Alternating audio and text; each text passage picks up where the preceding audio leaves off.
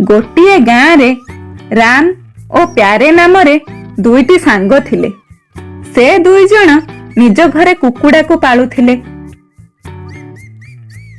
दुई जण सांग सबु अंडा को चिंगम नामरे गोटिए दोकानी को बिकी पैसा रोजगार करी निज जीवन बिताउथिले।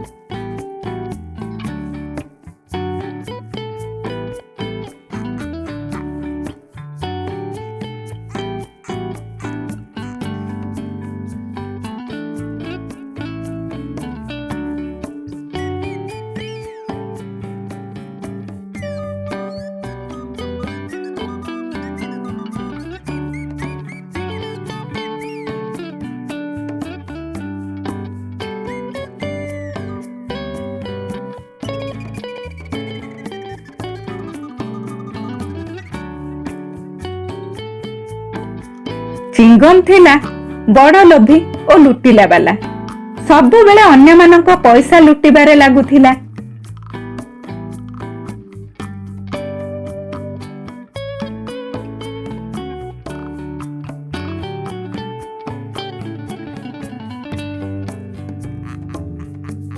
एही प्रकार चालुथिला। गोटिए सखाळे प्रत्येक दिन परी प्यारे तार सबु अंडा को नहीं चिंगम दुकान को बिकिबा को चलिला ओ दुकान रे सबु अंडा देई देला।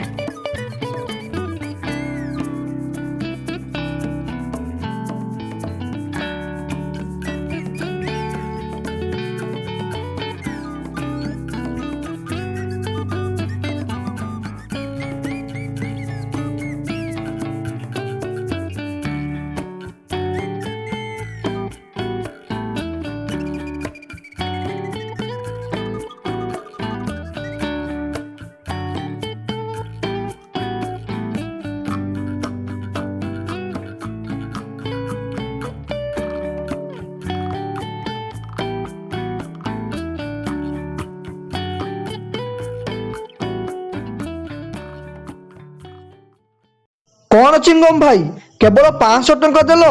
मो कुकुड़ा और अंडार तो हिसाब 1000 टंका ना। मार्केट दाम एतिके अटे मो बास एतिके देबी नब जदि नियो नहले जाओ एठारु मोर कौनसी असुविधा नहीं।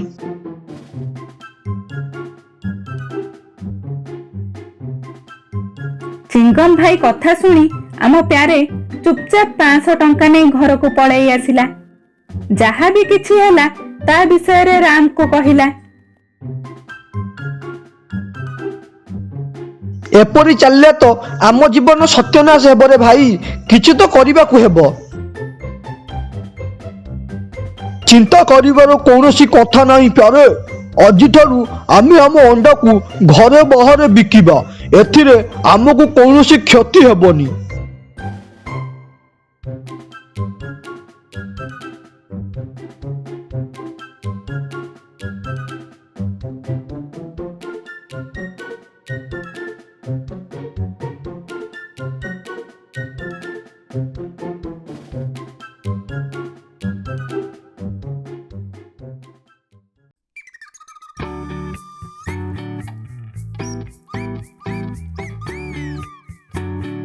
ता परदिन सखाळे दुई जण सांग घर सामने दुकान खोली अंडा बिकिबा आरंभ कले। गाँव सबु लोक से दुई जण ठारू अंडा किणुथिले। किछि दिन भितरे दुई जण को बहुत लाभ हैला। एई कथा चिंगम भाई जानि पारिला। कौनसी प्रकार एई दुई जण को व्यापार नष्ट करिबा को पड़िबो नहले मु बर्बाद होई जिबी।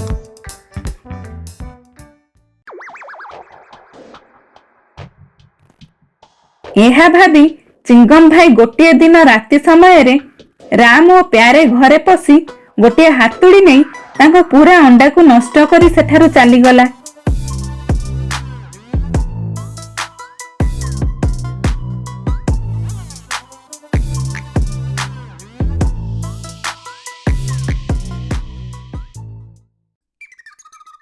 ता परदिन सखाळ हैला परे भंगा अंडा को देखी प्यारे कहिला, ଭାଇ ଶୀଘ୍ର ବାହାରକୁ ଆସ, ଦେଖ ତ ଆମ ସହ କଣ ହୋଇଛି। ଏପରି ଜୋରରେ ପ୍ୟାରେ ଚିଲ୍ଲାଇବା ଆବାଜ ଶୁଣି ରାମ ବାହାରକୁ ଦୌଡ଼ି ଆସିଲା।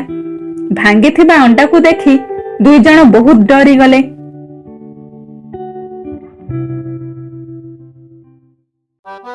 ଏବେ ପୁଣି ଥରେ ସପ୍ତାହ ସାରା କଷ୍ଟ କରି ଅଣ୍ଡାକୁ ଏକାଠି କରି ବେପାର ଆରମ୍ଭ କଲେ। ପ୍ରଥମ ଥର ପରି ଏଇଥର ବି ଚିଙ୍ଗମ ଭାଇ ତାଙ୍କ ଘରେ ପଶି ସବୁ ଅଣ୍ଡାକୁ ହାତୁଡ଼ିରେ ବାଡେଇ ଭାଙ୍ଗିଦେଲା।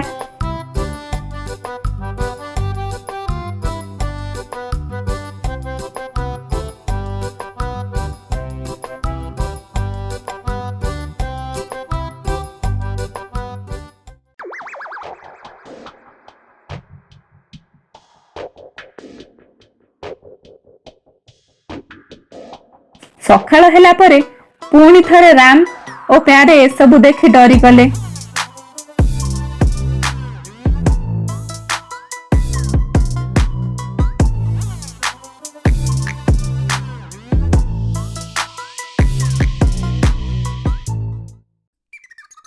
ସେଇଦିନ ରାତିରେ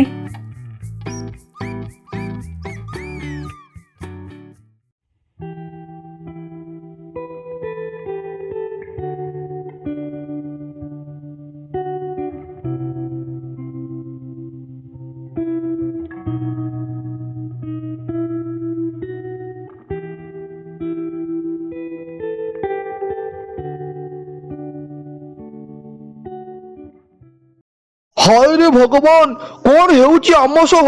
ଆମେ ତ ସତ ଓ ସଚେତନରେ ଆମର ଗୁଜୁରାଣ ମେଣ୍ଟାଉଛୁ, କେଉଁ କଥାରେ ଶାସ୍ତି ଦେଉଛ ଆମକୁ? ବେକାରରେ ତମେ ଚିଲ୍ଲାଉ ନାହିଁ, ଉପରବାଲା ତୁମର ଶୁଣିବ ନାହିଁ। ଶୋଇବା ପୂର୍ବରୁ ଭଗବାନଙ୍କୁ ପ୍ରାର୍ଥନା କରୁଛି, କାଳେ ସେ ଆମ ସ୍ୱପ୍ନରେ ଆସି କୌଣସି ଉପାୟ ଦେବେ। ପାଗଳ ହୋଇଯାଇଛ କି କଣ? ତୁମେ ଏବେ ବନ୍ଦ କର, ମତେ ଓ ଭଗବାନଙ୍କୁ ଶୋଇବାକୁ ଦିଅ, କାଲି ବହୁତ କାମ ଅଛି। ଏହି ପ୍ରକାର ଦୁଇ ଜଣ କଥା ହୋଇ ଶୋଇପଡ଼ିଲେ। ଏତିକିରେ ରାମକୁ ଭଗବାନଙ୍କ ଦର୍ଶନ ହେଲେ ଓ ଭଗବାନ ତାକୁ ଗୋଟିଏ ଭଲ ଔଷଧ ଦେଉଥିବାର ସ୍ୱପ୍ନ ଦେଖିଲା। ତା ପରଦିନ ସକାଳେ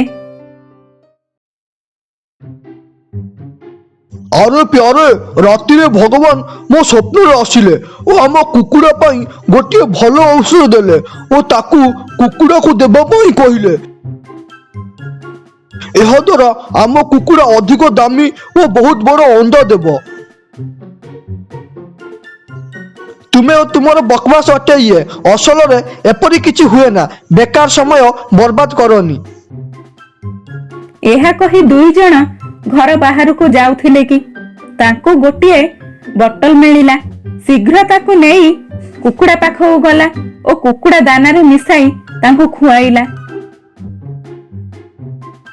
ସେଇ ଦାନା ଖାଇଲା ପରେ ସବୁ କୁକୁଡ଼ା ଅଣ୍ଡା ଦେଲେ। ଅଣ୍ଡା ଦେଲା ପରେ ସବୁ ଅଣ୍ଡା ବଡ଼ ହୋଇଗଲା। କହିଥିଲି ନା ପ୍ୟାରେ, ଭଗବାନ ଆମକୁ ନ୍ୟାୟ ଦେବେ। ଠିକରେ ରାମ, ଏବେ ଆମର ସବୁ ସମସ୍ୟା ଦୂର ହୋଇଗଲା। ଏହି ପ୍ରକାର ପ୍ୟାରେ ସେ ଅଣ୍ଡାକୁ ବିକି ଭଲ ରୋଜଗାର କଲା।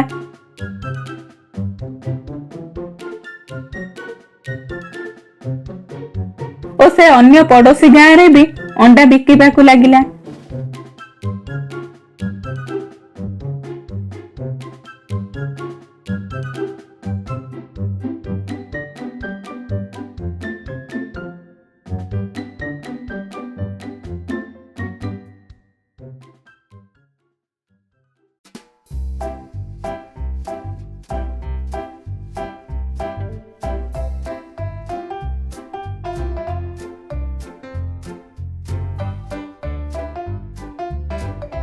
ଓ ସେ ଧନୀ ହୋଇଗଲା।